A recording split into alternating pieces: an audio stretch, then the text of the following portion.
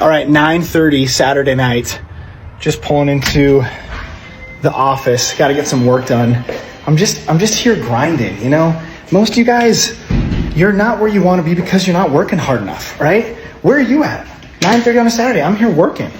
Nobody else in the office doing anything, all right? I'm here to actually get stuff done. Make my dreams come true. I'm just kidding, by the way. I just forgot my laptop. Had to run here and grab it really quick. I am going to do some work tonight, though, but I'm going to do it in bed, laying down. I do think it's important to work hard, though, but I'm not a big fan of the, oh, you just got to only work harder, because that's the only answer. I mean, yeah, you got to work hard, but, let's calm down a little bit. All right, man. Later. Hello, everyone. This is Emmanuel Cook. We will be reacting to a new video today, so make sure you guys like, comment, and subscribe down below, and let's get into the video. I think people think it's easy for Black British actors to make it in America. It's not. It's very, very hard. So I thought I'd explain to you what you have to go through as a Black Brit to even make it in America, just to even audition. So first of all, in order to audition for a role, you either need a visa or a green card. And the visa you can get as a Black British actor is an O1 visa. And it basically means an alien of extraordinary talent visa. And to get that visa, you have to prove that you're better than your job than an American. And what do you have to do to prove this? You need receipts. So you need to pay like $5,000. Then you have to have 6 or 7 letters from people in your field. And in those letters, those people are explaining why you would be an asset to the American entertainment industry. On top of that, you need about 6 years of press, like just all this documentation of press in your country to prove that, you're really that girl or that guy in the UK. The letters was the hardest part because you can get these letters and they still not accept you. I was lucky. The people that signed my letters were Daniel Kaluuya. He's a good friend of mine. Phoebe Waller-Bridge, who just won 6 Emmys for Fleabag, and Sir Lenny Henry, who's a famous comedian in the UK and a Sir. I also had the head of TV networks in the UK, and they all wrote these letters, and they all signed them, and that, with my money and my 6 years of press clippings, TV appearances, magazine articles, everything, all of that, sent all that off to the American embassy, and that's just to apply. They still may turn you down. I had a friend who had a signed letter from Mindy Kaling herself to say she'd be an asset to the American industry, and America still rejected her visa. Another way you can work in America is if you have a green card. You get a green card by literally marrying an American. I have friends that have done that too. I have friends that have married gay Americans just so that they could legally be in this country. It's a lot. So that's just to audition. So once you've got that, once they say America says, yeah, you can come and audition, you now have to fly to LA or New York or Atlanta and audition for the role. And let's be clear, the role is American. So as a British person, you need to have an American accent down. A lot of my Black British friends walk into audition rooms with the American accent. They don't even have a British accent. They don't even say hello in their natural accent. They're just straight, yo, my name's Darian. They come in straight with the American accent because they just don't want to slip out of character. And then, yeah, you're auditioning. You might not even get it. So you're in America and people are living in their cars. People are you can't make any money. You can't do anything. You're just waiting for that big break. And that's what Idris Elba had to do. Idris Elba had to live in his car. That's what I did. I mean, I didn't live in my car, but when I first came to LA, I lived in my manager's mother-in-law's spare room. And I was going to meetings and staying in a spare room in a bungalow in Burbank. And then I lived in the CEO of the former head of HBO's pool house. I was out here. I was really doing it. And all of that just to audition, just to be part of the conversation. It's a lot. And you need to understand that Black British actors in the UK, they're not already successful in the UK. They're not getting opportunities in the UK. It's like Black people make up 3% of the UK and 1% of television. So if you're a Black British actor and you've made it onto TV in the UK, you're exceptional, because to get that part, you would have had to take it from a white person, because white people don't even write roles for Black people with Black people in mind. So yeah, it's a lot of hard work just to get here and be part of the conversation. It's not easy. And so yeah, I just thought I'd just show you really what it's all about, so that we can have more less divisiveness and more peace around Black British actors starring in roles in America. It's not easy. We make it look easy, but it's not easy. Top 4 easy ways for you to make money in America. 4, education. I'm not gonna lie to you, man. Education is probably the most guaranteed one out of them all. 3, you probably say, man, I'm not that smart. You better lock yourself up because you gotta be pretty. 3 is beautiful. If you ain't beautiful, you might as well go back to number 4. 2, hard work. That shouldn't be even said, because you're supposed to do hard work no matter what. No matter what. Even if it's something you want to do or something you don't want to do, you have to do hard work no matter what, baby. The number one thing you can do to be successful in America or anywhere is family. If you go back home, stay at your mama's house for like 2 to 4 years, whatever, and just work your abs off, you're gonna be good. I'm telling you, that's like being a trust fund baby. The recent events with the markets have reminded me of a very important lesson that I've learned over the course of when I was 23 about success. And the biggest lesson that I learned is that success boils down to being able to convince other people to do something for you. And this looks so bomb. It's chocolate dough.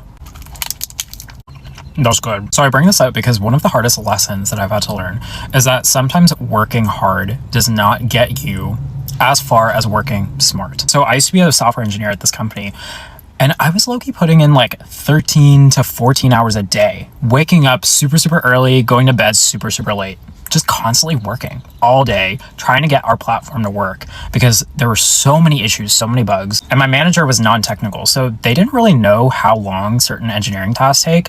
All they cared about was output. They just wanted to see things working or hear that things were working. So on the days when I would work like 13 hours trying to fix a bug, and then the next day I had to report what I did, and I would list out all the different things that I tried, but in the end, nothing was working, they didn't care. But on the days when I did like a 10-minute fix, but I had some tangible output to show my manager, they were like, amazing. So this was a very interesting lesson to learn, because I've learned that this very much travels higher up the ladder. Like, managers just like try to convince their bosses that their team is doing fine even when it's not. And then even CEOs are just like stretching the truth a little bit to their investors, you know, saying things are fine, company optics are good, metrics are on track, just to get a little bit more investment money. I've also worked at a few venture capitalist firms and heard some startup pitches, and I've heard some of the dumbest company ideas. Like, not even just subjectively, objectively, some of the dumbest ideas. But they still get funding because these people are so convincing. All you have to do is make a very nice pitch deck and talk well. And you can get a $500,000 investment just like that. Your rent is paid. Similarly, you can tell everyone in the nation that you will decrease grocery prices. That's all you have to say. And then you'll get elected as the president. So my point is, apparently all you have to do to be successful is to just be a convincing person, which is either very empowering or very, very fucking scary. Bye. It takes so much skill to function as an adult in America. The amount of things that I'm juggling at all times is, I'm not successfully juggling everything, and yet I'm actually doing things better in the grand scheme of things. But like, it takes so much to manage my life here. And I think about like how we're all expected to manage it like this or at a higher level. Family, friends, emotional intelligence, career, romance, health. There are so many sections of life that need a lot of attention, and in one given day, in one given week, there's just no way that I'm taking care of all of that. And it really is like really shocking to me that there's like, we're all expected to do this. I'm doing it, and I enjoy being an adult. I enjoy being on my grind. I mean, I get tired sometimes, but more or less I enjoy it. But we're all so different. There's absolutely no way that everybody's enjoying adulting this way, much less with less resources, or maybe there's different set of circumstances, or maybe you didn't have a good upbringing, and then that takes you like 5 steps back. Like, you don't even know what it means to communicate, or to have a healthy relationship, or to have someone love you unconditionally. Like, those are all things that like matter, and in order to be like a successful adult. It is so tone deaf to me when people tell other people or say, if you work hard, you can have anything. Because some of the hardest workers in this country, like the hardest, still struggle in poverty. And we also need to pay tribute to the fact that if you don't know better, how can you do better? If someone's mom and dad lived in poverty and went through a poor education system and the same thing is happening to them, how many examples do you think they have to know better, to do better? Everybody's always so quick to be like, oh, you're an adult now. Your childhood doesn't matter. Where you grew up doesn't matter. Where you come from doesn't matter. Yes, it does matter. It very much so matters. You may not have the foundation for success or the resources that another person has because you were never given those. And I'm not letting anybody off the hook. I'm not saying like, don't take accountability. Your choices matter. They add up. But I don't understand why it's so hard for people to look at things from a bigger picture. It's rarely as simple as someone just doesn't work hard enough and they're lazy. And if they worked harder, they'd have it. They'd have the American dream. Like, be for real. I'm tired. I'm so tired of the United States. It's so ghetto and every day gets a little bit harder to function. I'm talking about, I don't understand how I am struggling in these United States and I make decent money. I don't do anything. I don't have debt. I put myself through school. Again, I put myself through school and I owe the IRS every year. I own my own home. My car is paid off. I don't go out. I don't have friends. I'm a loner. There's a few people I talk to. I don't understand. Like, I have no debts. There's no debt I have, you guys. I don't owe anybody. Like, I'm just trying to understand, how am I struggling? I make decent money. I put money to the side for retirement. And then everything else is for bills. Like, how am I struggling? Like, I live below my means. Like, I stopped buying clothes. I stopped buying shoes and all of these fancy things. I don't go out. I don't purchase unnecessary items. Like, I am no longer a consumer, because when I was a consumer, it did me no good. Like, I have all of these things and nothing to show for it, right? So I stopped buying things, right? And I'm trying to understand, how am I struggling? When I was buying things, I felt like I was doing good. And now that I'm not buying things, I feel like I'm struggling. Like, how does this work in these United States? Like, I don't understand. Like, I live below my means. The only expense I would say I would have is, I do my own hair and I go get my nails and my feet done every 2 weeks, right? That's it. I'm trying to understand how my grocery bill goes from $400 a month to $1,000 a month. I'm just trying to understand. I'm trying to understand how my electric bill goes from $155 to $800 in 1 month. No past due balance. I'm just trying to understand. I'm trying to understand how my internet goes from $75 to $140. And that is the lowest plan. I don't understand. I'm not processing these United States. And I make decent money. Okay. I make decent money. And I saw a video today where a girl said that she makes $100,000 a year. And after taxes, she brings home about $70,000 and she's struggling. And I'm like, baby, if you're struggling, then I'm poor. The amount of people who make a good living and are still struggling in this economy is abundant. There are so many people that are good with money. They make good money. The only thing is the cost of living. That's the only thing. And they're struggling. They have the American dream. They have a house. At times, they have a family. Many people cannot even afford the American dream, even though they have a piece of it. And I think that is one of the craziest parts, is that you make good money. You do what you were told to do. You do the smart thing. You make good choices. But at the end of the day, you still struggle just because the cost of living is so high. Just because greedy corporations want to overcharge for everything and shrink down the products. It's crazy out here, man. It's crazy. A quick reminder, please remember to like, comment, and subscribe down below. And let's continue the video.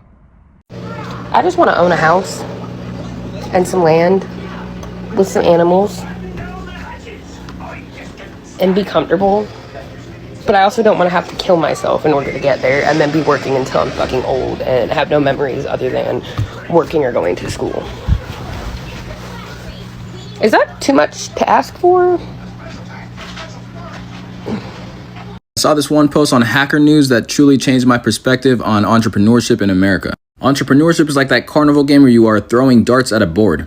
Middle class kids can each afford one throw, most of them will miss, one will maybe hit the side, and one will hit a bullseye, and that's the American dream. Rich kids can afford many throws. They will try and try and try again until they hit a bullseye, then they will give a speech about meritocracy and how all it took was hard work. And poor kids will have no throws because they are the ones working the carnival. See, America is not easy, and most people don't know that. All we do here is work, blink, and it's time for work again. That is how America is wired. You just be working. And most of the jobs here are not even something that is easy. You have to stand for hours. You have to stand for hours. That is the kind of job that people do here in America. America is not easy. I mean, in Africa, you will still find a place to sit down. Even if you're a nurse, you will still have a place to sit at. But in America here, even nurses stand for hours. They might have a nursing pole, but that nursing pole, you gotta stand. So that is the way America is wired. It's not easy in America. Even though a lot of people will not even, they'll be like, well, maybe you're lazy. It's not about that. It's insane here. I mean, one of my Nigerian sister, she just moved. She's a nurse. She just moved back to Nigeria. She is a nurse. She was a nurse in America because of how difficult it is to live in America, and all the money you're making, they're all going on bills. Is there a thing where you, I guess, use up all of your energy all day involved with people that after work I can't do anything because I'm like depleted? I'm sorry for yelling. It's frustrating, and I feel like there's got to be a name for it or a label or something. Hell. I just want to let everybody know that we may all have hard times. We may all go through shit, like some really, really, really hard shit. Like, believe me, I know I go through shit too. But somehow, every single time, we got to continue to keep going. Like, whether we have to go into our garden, into our garage, and use our gardening materials, whatever we got to do, and we just got to cool it out. And somehow come back to it and realize that you are one badass bitch. And somehow, every single time, we just come back to it and we just keep on going. And we're going to keep on going, and we're going to keep picking each other up whenever each other needs a little pick-me-up, because that's what we're going to do. And we're just going to keep on going. So, let's go. I swear to God, y'all, I'm crying because I'm tired of working at people's jobs and still don't have what I need for me and my kids. Like, bills be high as fuck when it's just you by yourself. Like, I got a car note, my car note $267, my car insurance $367, my rent $1350, my water bill be $100, my light bill be $300. Kids got daycare, they got clothes, shoes, birthdays, events, phone bills. And all that shit due at the same time. And then to know that I'm working I got 3 incomes. I'm always fucking working. I work every day. And I'm still fucking struggling to stay afloat. To not be having to live, check the fucking check, hustle the fucking hustle, bro. And today I'm just over fucking whelmed. I'm trying not to leave this motherfucker and just walk out. I don't got nobody to really call to help me with this feeling. I don't know. Just coming to y'all in the bathroom right quick before I leave this motherfucker. I'm tired of faking it till I make it. I just want to be comfortable in this life and not feel like I'm struggling and trying to be on survival mode every single day. Like, at this point, it doesn't matter how hard I work. It is so, like, impossible to balance life, work, kids, everything. Just prayers and love, please. Mama is exhausted. Nobody on this earth can convince me that life is supposed to be this hard for this many people in this fucking economy. We shouldn't have to worry about picking up 2 jobs, 5 side hustles, and stripping on the side. It's too much. I should be able to just feel free, don't feel pressure, don't feel stress. I should just be able to walk outside, pick a apple off the tree, being able to eat it without worrying about somebody poisoning me. If I fall short on rent, there should be some type of community where I can probably borrow it. It just, I don't know, it's just becoming too much, and I'm just kind of aggravated. I mean, I do what needs to be done, but in my era growing up, this shit was not that difficult. You had a job and you was good. And when I was like focusing on leveling up in life, I'm gonna tell you one thing that I did. If a bill was due, I did not stress about it. I just said, fuck it, I'll pay the most important bill, and then I get the money for the rest of that shit later. I'm not about to stress about no goddamn bill that we shouldn't even be paying. Who the fuck came up with the concept of money? I hope they ass dead and gone right now, because y'all should have just kept it at the barter system. Like, I don't know, this shit is aggravating.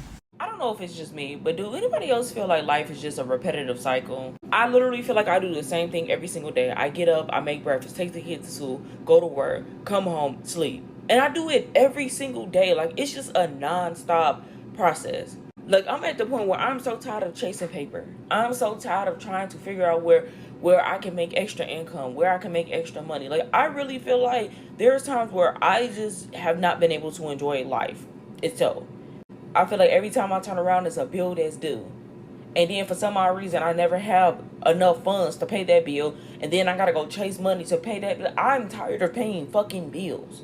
And let's be real, hustling is one of the most tiringest things. Like, it's not fun. There's nothing fun about the grind. Can we stop pretending like grinding is just so fun? It is the most annoying, miserable thing ever. Like, I am so tired of grinding too. That shit is tiring as hell too. Swear to God, if any fucking boomer says that it's our fault for not being able to afford this economy, fuck off. Because at this point, this shit getting me heated, right? Okay, at 30, for you had a house, you had kids, you got a good paying job, relatively to how much shit costed, right? Alright, that ain't how shit is anymore. One, you need a fucking college degree to get anything. Automatically $50,000 in debt. Or get a scholarship. You choose. Because as a college student, I don't know where you're getting that money from. Unless every single one of your dollars is going straight into that. Or you're in the military. Second, and probably the most annoying part, houses, way too fucking expensive. Especially in relative to how much people don't make compared to cost of living. Food's expensive, houses are expensive, rent's expensive. Yeah, I mean, it's cool for you. You bought a house at 30. Them bitches were like $50 back then. Obviously, I'm exaggerating that, but you get the fucking point. Every single time I log into this app, I am reminded of why I should be working harder. So recently I've been posting more videos, like in between like 3 to 6 videos, and I've been consistent with it, so I've been happy with it. I just checked somebody's page. This man done posted 17 times in one day, and he has over 500,000 followers. I gotta go harder. It's like every single time I get on here, I am reminded of when you think you're working hard, you're not working hard enough. When it comes to posting content online, the most important thing is the actual pace that you go. It is if you can keep on working hard and posting consistently for months at a time. Even if you start at a lot of videos per day, can you sustain it? That's the real question. As for me, my max is 4 per day.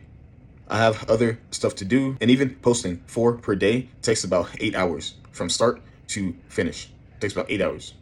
And so long term, what can you post consistently? Because your audience will expect it. And when they expect it and you don't perform and you don't deliver results, that is where the issue comes. At the end of the day, make sure that whatever you do it consistently and with results. That's basically it, man. At my appraisal, even though I met all of my objectives, I was told that I need to work on my productivity when I come back from mat leave. I was literally fuming by this, because if I've met all of my objectives and nobody else has had a complaint about me and my work's been to a high standard, then how else could I have been more productive when I'm not on my ADHD medication and I was pregnant?